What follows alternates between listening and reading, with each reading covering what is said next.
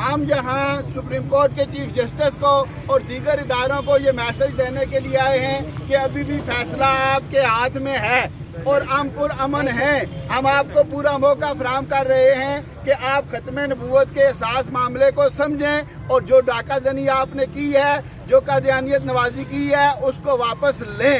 اگر آپ واپس نہیں لیتے ہیں تو پھر فیصلہ حضور کے غلاموں نے کرنا ہے.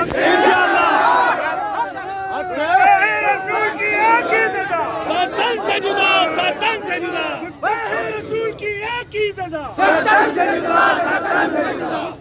رسول کی ایک ہی سزا، سرطان سے جدا، سرطان سے جدا. ساتھی بالکل پرامن طور پر یہاں چھاؤں میں بیٹھے ہیں، ٹھیک ہے، راستے کھلے ہوئے ہیں، کسی نے راستہ بند نہیں کرنا. جب قیادت کی طرف سے اگلا پیغام آئے گا، میسج آئے گا، سب نے اس کو فالو کرنا ہے. شرپسند بندے کی اور کسی عام بندے کی آپ نے بات پر عمل نہیں کرنا. یہاں شرپسند لوگ بھی ہیں، یہ ملک بھی ہمارا ہے اور ہم سے زیادہ وفادار ملک کا کوئی نہیں ہے. لیکن سب سے پہلے حضور کی ختم نبوت ہے. ٹھیک ہے، آپ پرامن رہیں، ہم اگلا لائحہ عمل انشاءاللہ دیں گے.